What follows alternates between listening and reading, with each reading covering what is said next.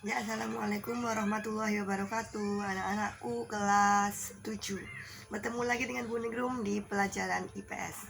Nah, untuk hari ini kita akan berbicara mengenai materi interaksi sosial. Setelah kemarin berbicara tentang interaksi ruang, ya, alam. Nah, untuk kali ini sosial. Apa itu interaksi sosial? Interaksi itu adalah hubungan timbal balik. Hubungan timbal balik sosial artinya antar manusia, sesama manusia. Jadi hubungan timbal balik antar sesama manusia. Nah, kita bicara yang pertama mengenai tindakan sosial. Dari interaksi sosial pasti nanti akan tercermin dari tindakan sosial. Nah, tindakan sosial ini ada yang irasional, rasional, ada yang tradisional. Kalau irasional dia biasanya seseorang melakukan sesuatu tapi ada faktor lain yang mendorongnya, ya, misalnya banyak sekali kita ya, misal pergi ke gunung ya untuk ziarah, nah seperti itu. Untuk apa? Untuk ketenangan batin atau untuk men-flashback kita bahwa besok mati atau bagaimana, ya. Kemudian rasional, kita punya cita-cita, untuk menggapai cita-cita tersebut kita harus rajin belajar. Nah, rajin belajar itu tindakan yang rasional. Nah, kalau tradisional dia udah dilakukan berkali-kali. Misal setiap ada yang meninggal, nah itu biasanya melakukan doa-doa 7 harian, sebulan 3 harian, seperti itu misal, ya. Atau di Bali misal siapa ada yang meninggal ada upacara ngaben, ya. Nah, itu dilakukan berulang-ulang dan udah mentradisi. Itu tindakan sosial untuk tradisi. Nah, apa sih syaratnya bisa dikatakan sebagai interaksi sosial? Interaksi sosial itu bisa dikatakan bila ada kontak sosial. Kontak sosial itu ada pertemuan tatap muka, ya, antar 2 orang atau lebih. Nah, kemudian kalau ada kontak dan ada komunikasi. Jadi kalau bertemu tidak ada komunikasi, namanya bukan interaksi. Interaksi itu hubungan timbal balik. Jadi ada yang memberi, ada yang menerima, ada yang feedback, itu, ya, syaratnya. Jadi ada 2, kontak, bertemu. Yang kedua adalah komunikasi atau memberikan pesan, seperti itu, ya. Kemudian faktor yang mempengaruhinya, faktor apa aja yang mempengaruhi dari interaksi sosial. Ya, ini ada faktor yang mempengaruhi interaksi sosial, ya. Faktornya itu ada identifikasi, ada imitasi, simpati, empati, dan sugesti. Nah, untuk identifikasi ini mirip dengan imitasi. Nah, kalau imitasi dia ingin meniru orang lain, ya, meniru. Kalau identifikasi ini lebih ke perilakunya yang ditiru, ini fisiknya yang ditiru. Misal rambutnya dia mengidolakan seseorang, ya, Cristiano Ronaldo misalnya, dia sehingga rambutnya dibelah, seperti itu. Kemudian identifikasi ini juga mirip, ya, dia ngefans sama orang, ya, meniru, ingin sama dengan dia, gitu, ingin sama dengan orang lain, ya. Kalau imitasi meniru, ya, hampir sama, hampir mirip. Kemudian kalau simpati ini dia merasa sama dengan orang lain. Misal ada orang yang kesusahan, kita ikut merasakan kesusahan, ya. Nah, tapi belum ada tindakan kita, jadi kita belum memberikan solusi pada dia. Kalau empati ini sudah, jadi empati ini kita udah merasakan apa yang dia rasakan, senang maupun sedih. Nah, kita berempati. Ketika dia senang kita kasih hadiah, ketika dia sedih kita kasih hiburan atau sekedarnya misal ada bencana gitu kita bantu. Nah itu udah empati. Kalau simpati dia masih merasakan. Nah kalau sugesti ini memberikan gagasan kepada orang lain. Jadi biar dia itu sesuai dengan gagasan kita mempengaruhi dia seperti itu. Jadi ini sugesti yang memberikan gagasan, mempengaruhi seseorang dengan pandangan kita, ya. Nah ini faktor-faktor yang mempengaruhi dari interaksi sosial. Jadi ini faktor yang mempengaruhinya sehingga ada interaksi sosial. Ya, untuk bentuk interaksi sosial itu ada asosiasi dan disosiasi. Nah untuk asosiasi itu adalah bentuk yang menyatukan, ya, bentuk yang menyatukan namanya asosiasi. Sementara disosiasi itu bentuk yang memecah belah seperti itu. Ya ini bentuk interaksi, ada yang menyatukan dan ada yang memecah belah. Asosiasi dan disosiatif. Nah untuk asosiasi yang menyatukan itu ada kerjasama, ada akomodasi, ada asimilasi dan akulturasi. Nah untuk yang kerjasama itu ya, jadi yang penting itu tahu artinya, maksudnya. Ya untuk kerjasama ini dia bekerja sama untuk suatu tujuan tertentu. Ya kerjasama atau melakukan kegiatan untuk tujuan tertentu, satu tujuan tertentu. Kalau akomodasi itu dia untuk melerai, misal ada pertengkaran itu dilerai dengan diakomodasi, ya, dimediasi seperti itu. Nah kalau akulturasi dan asimilasi ini percampuran budaya.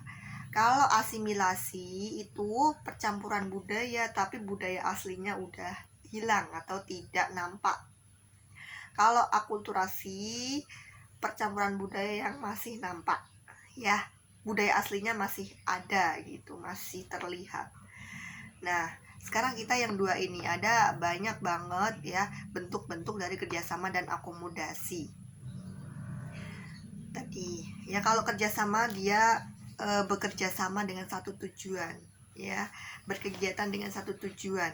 Bentuknya ada gotong royong, ya, misal di koperasi seperti itu, gotong royong, ya, melakukan sesuatu. Misal juga kalau misal di setiap minggu bapak-bapak pada membersihkan lingkungan, misal seperti itu. Nah ada juga bargaining itu melakukan perjanjian barang dan jasa, contoh jual beli, ya, itu bargaining. Kemudian ada juga kooptasi itu penerimaan unsur baru dalam kepemimpinan. Jadi ada unsur baru untuk lebih menyatukan, ya, lagi misal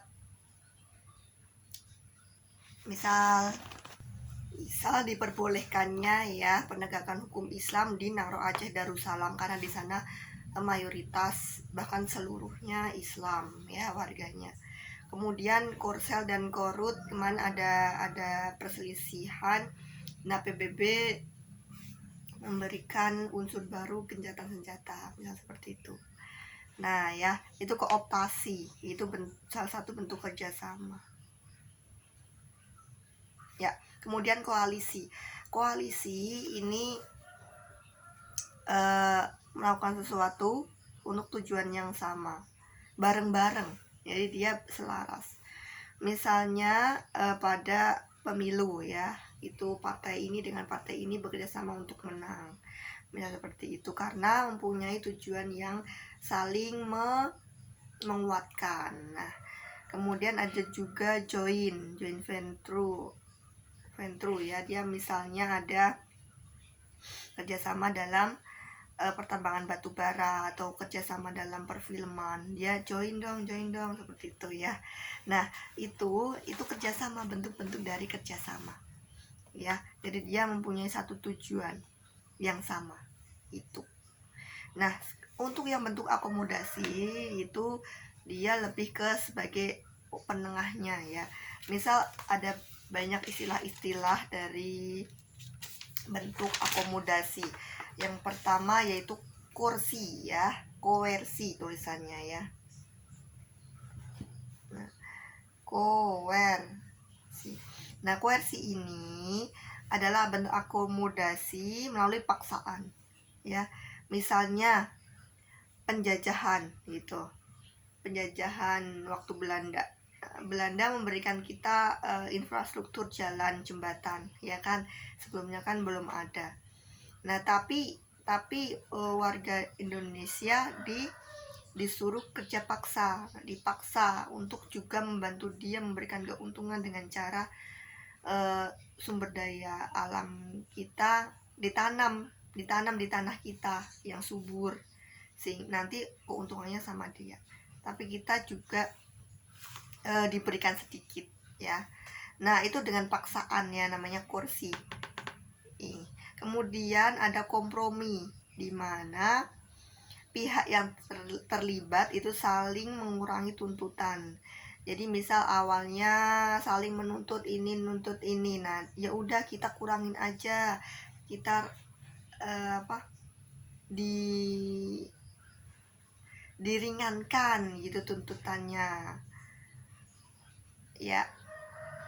Kemudian arbitrase itu kompromi pihak ketiga ya, pihak ketiga. Tapi masalahnya pihak ketiga ikut campur ya, ikut campur dalam mengambil keputusan. Nah, itu arbitrase. Nah, misal ada perselisihan antara karyawan dan investor, seperti itu ya. Nah, pemerintah memberikan jalan tengah dengan subsidi misalnya seperti itu. Jadi ada solusinya dari pihak ketiga yang menyelesaikan, seperti itu, namanya arbitrase. Tapi kalau mediasi ya, ada lagi istilah mediasi ya, itu pihak ketiganya dia tidak memberikan keputusan, hanya memberikan pandangan penasehat saja. Nah, untuk ada lagi konsiliasi ya. Konsiliasi itu usaha untuk mempertemukan keinginan-keinginan, jadi kayak rapat seperti itu ya, untuk mencapai kesepakatan ya, namanya konsiliasi, seperti rapat ya. Kemudian toleransi itu dari pihak kita itu sudah kayak demin begitu ya, udah terserah dia aja, toleransi ya, terserah dia begitu, tanpa persetujuan secara formal. Nah kalau stalemate itu ada perselisihan tapi hasilnya seimbang, tidak ada yang menang, tidak ada yang kalah gitu ya. Nah, kalau adjudifikasi itu diselesaikan secara hukum. Nah, begitu ya. Itu yang akomodasi. Jadi untuk menyelesaikan pertikaian.